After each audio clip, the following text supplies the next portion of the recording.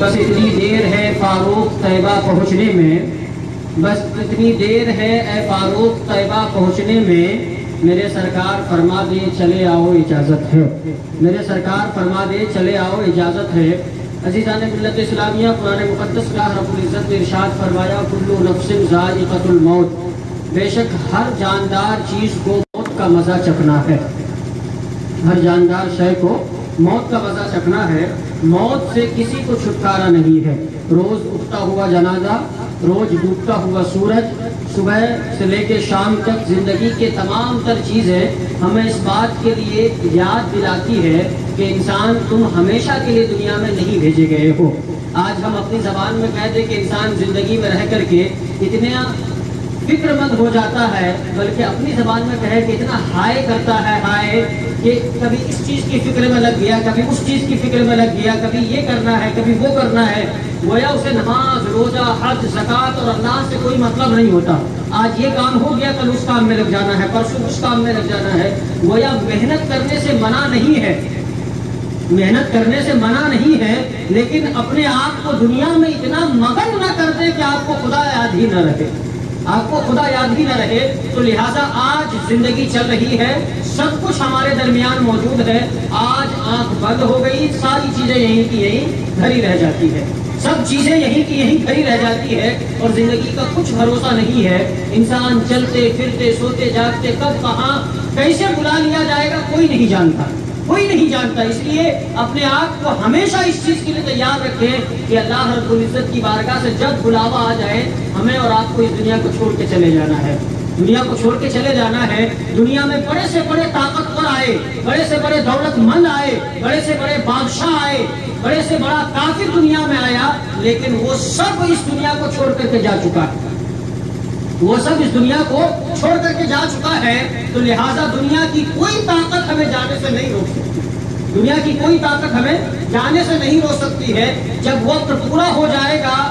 حضرت اسرائیل علیہ السلام جن کو ملک الموت کہا جاتا ہے، وہ آئیں گے اور بلا کسی سبب کے، بلا کسی وجہ کے، بغیر کچھ سوچے سمجھے دیکھے ہمیں اس دنیا سے گھسیٹ کے لے جائیں گے، ہمیں اس دنیا سے لے جائیں گے، اور تمام تر چیزیں یہی کی یہی دھری رہ جائیں گی۔ اس لیے عزیزان ملت اسلامیہ، اپنی زندگی کو بہترین بنائیں، اپنی زندگی کو اللہ کے حکموں کو شامل کریں، رسول اللہ صلی اللہ علیہ وسلم کی فرما برداری کے ساتھ اللہ اپنی زندگی کو گزاریں۔ گویا قرآن مقدس میں اللہ کا اعلان ہے، فرمایا گیا یا ایھا الذین آمنوا اطیعوا اللہ واطیعوا الرسول، اے ایمان والو اللہ کی اطاعت کرو اور اللہ کے رسول کی اطاعت کرو، اللہ کی اطاعت کرو اور اللہ کے رسول کی اطاعت کرو، ان کے حکموں کو نہ توڑو،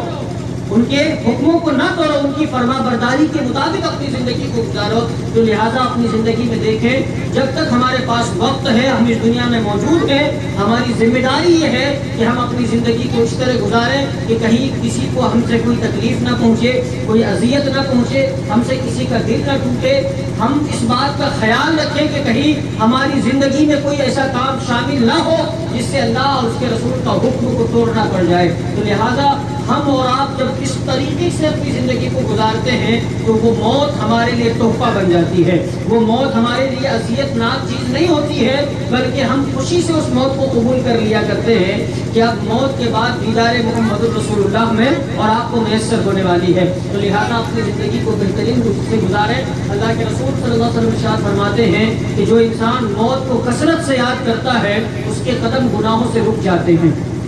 اس کے قدم گناہوں سے رک جاتے ہیں۔ اس لیے فرمایا گیا کہ لوگوں قبرستان کثرت سے جایا کرو، قبرستان کثرت سے جایا کرو، جنازے میں پہنچو تو اپنے آپ میں یہ تصور پیدا کرو کہ آج ہم کسی اور کے جنازے میں شریک ہوئے ہیں،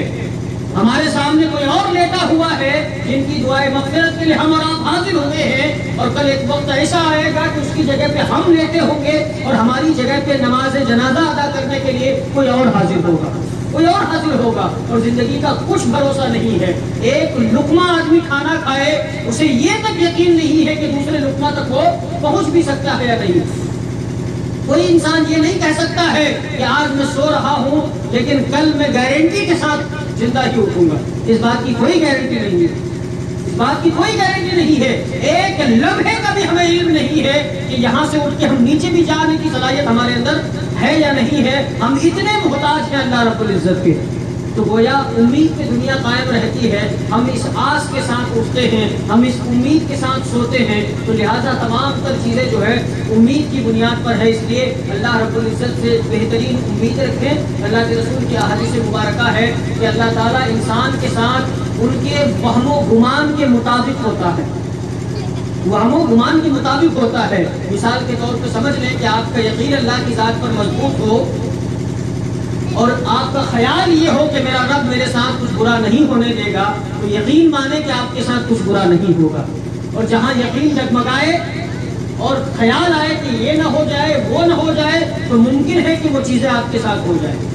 ممکن ہے کہ وہ چیزیں ہو جائیں۔ مثال کے طور پہ کوئی شخص بائک میں بیٹھ کے روانہ ہو گیا، ذہن میں خیال آیا کہ کہیں ایسا نہ ہو کہ ایکسیڈنٹ ہو جائے، کہیں ایسا نہ ہو کہ یہ ہو جائے، تو ممکن ہے کہ ہو جائے، لیکن اطمینان ہو، دعا پڑھ کے گاڑی میں بیٹھے ہیں، اللہ کی ذات پر یقین ہے کہ مالک کچھ نہیں ہونے دے گا، اور اللہ نے چاہا تو آپ کو کچھ نہیں ہوگا۔ تو لہٰذا اللہ کی ذات پر یقین کو مضبوط کریں، اللہ کی ذات پر ایمان کو مضبوط کریں، اور اپنی زندگی کو بہترین طریقے سے گزاریں۔ اپنی زندگی کے اندر نمازوں کو شامل کریں، عبادت و ریاضت کو شامل کریں، سچائی کو شامل کریں، اپنے آپ کو نماز سے قریب کریں۔ 5 وقت ہمیں مسجدوں سے آواز آتی ہے نماز کے لیے، اور ہم دنیا کے لہو لعاب میں مشغول ہوتے ہیں، اور کوئی نہ کوئی بہانہ بنا کر کے اپنے آپ کو نمازوں سے دور کر دیتے ہیں۔ عزیزان ملت اسلامیہ، اللہ کے رسول کی حدیث مبارکہ ہے، فرمائے ایک وقت بلا عذر شرعی نماز چھوڑنے والے شخص کو 70,000 برس جہنم کی آگ میں جلایا جائے۔